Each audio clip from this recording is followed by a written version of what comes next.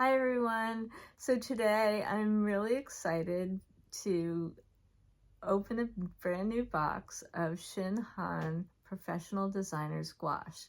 So I'm gonna open it up and I'm gonna do some swatching and compare it to some of the other gouache that I already use that's top of the line professional gouache like M Graham and Winsor Newton, and I'm gonna see how it compares, and then I'm gonna do a small painting with it.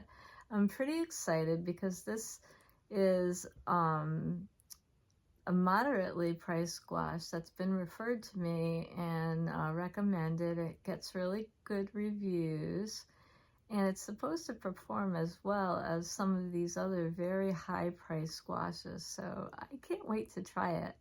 So meet me inside and we'll get started right away.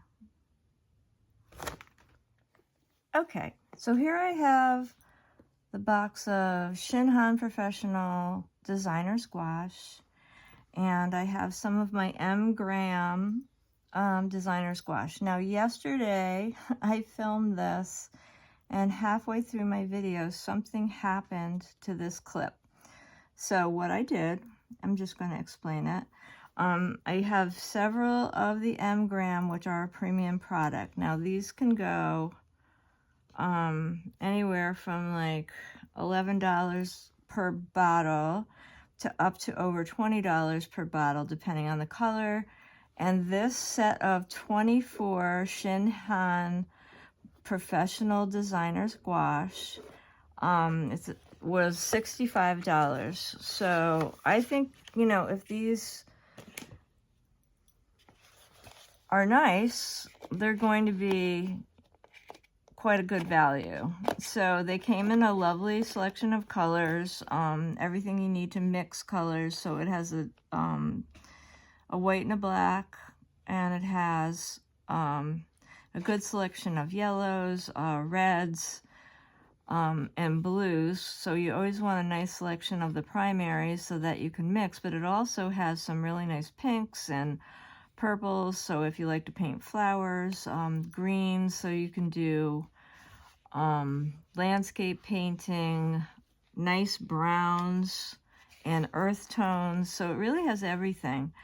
So what I did was just pick out some colors that were comparable in this set to some things I had here. Now I didn't have, the only thing I had an exact copy was, I had the yellow ochre in M Graham, and I have a yellow ochre in the ShinHan. So I did those, and then I took Azo yellow, which is a cool yellow, and I took the lemon yellow out of this ShinHan set. Both are cool. Lemon yellow and Azo yellow are both cool yellows. So I think lemon yellow is always slightly cooler than Azo, but I was going to go with that. And then what I did was I also took Naphthol red, which is a cool red, closer to like in between primary red and alizarin. And I took scarlet red. Now you can always assume that scarlet's going to be cooler than a cadmium red, okay? Okay. No, I think I did carmine. Carmine is always going to be cooler too. So I just take the top off and I kind of give it a look.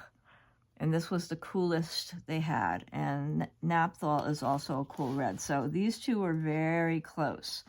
So then I did this. I took everything away and I got out my little book, my little sketchbook that I use for swatching.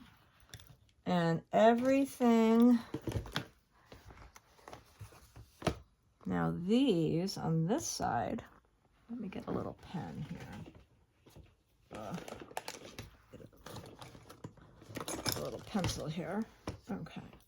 So these are the ShinHan, and these are the M Graham. So this side,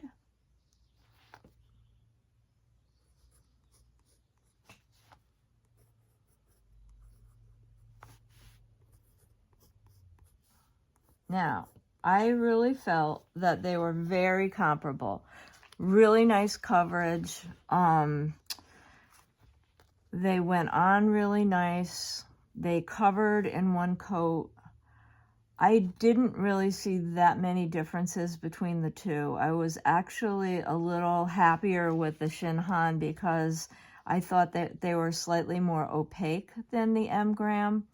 And I mixed them exactly the same. I used 2 separate brushes, so I knew that there wasn't any, you know, any leftover paint in the brush. And so I really was very impressed with the ShinHan Gouache.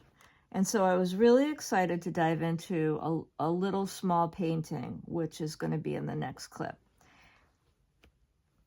So I hope you stick around and join me there as I paint a small still life. So in this next clip, I'm going to demo how I painted this little still life. And if you enjoy this video, please like, share, and subscribe because it really does help my channel grow, and I do appreciate it so much. Thanks for being here. So here I have a very loose drawing that I've made with oil pastel. And I just used a red oil pastel, and I didn't use expensive oil pastel. I just used kind of a kid's version, which are much drier and not as oily. So I can paint right over it. It's not going to show. And I do this sometimes. I know it looks like a little kid drawing, but I just wanted to get some notes down. A lot of times I just do something kind of gestural, and I will kind of paint right over it and maybe change things as I go along in my painting. I just wanted to take some notes, so I just kind of scribbled down a little drawing. And I used a photograph of some flowers that I had taken from last summer of nasturtiums on a little table, and that's what I'm working from. And so I loved that I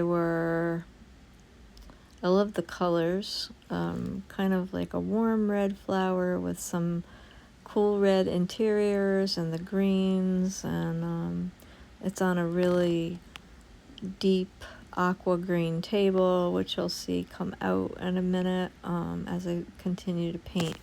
Some of the things I really liked about these paints were that they dried fairly quickly, and I could paint right next to another color, and they didn't seem to move a lot.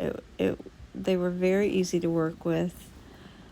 I love that as things were drying, I could layer over colors, even with a lighter color, and they showed really well, which is a property of gouache that I really like.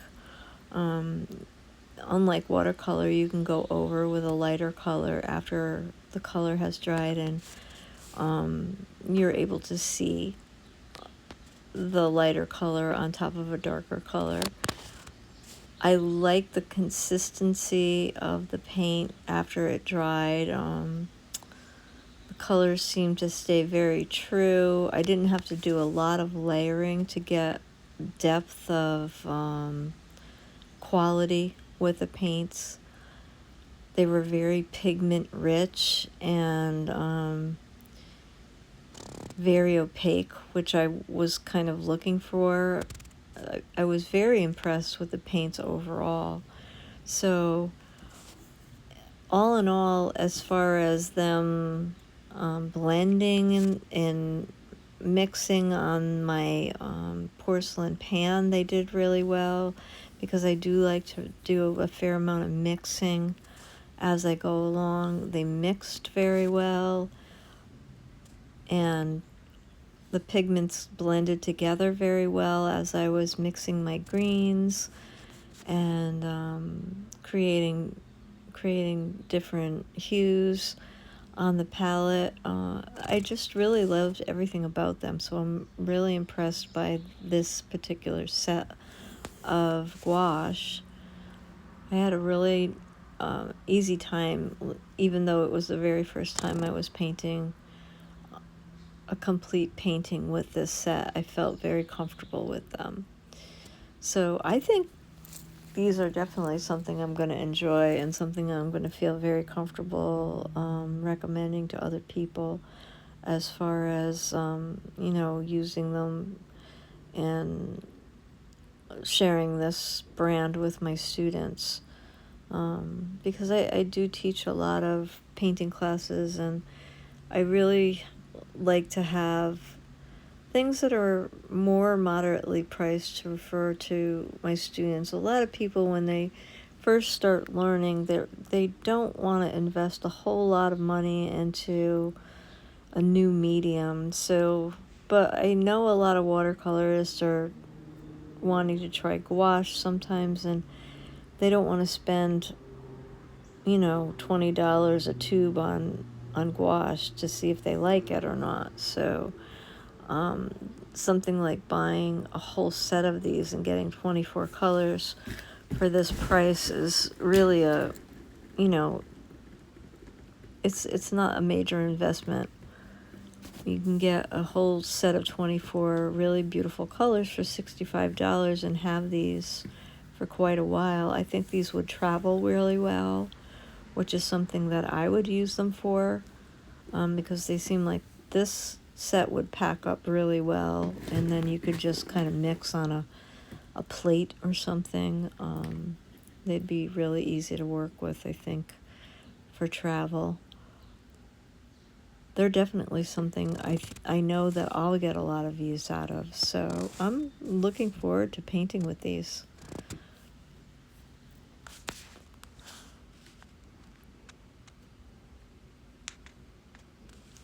They made really nice shades and tints when I mixed them with the white and the black.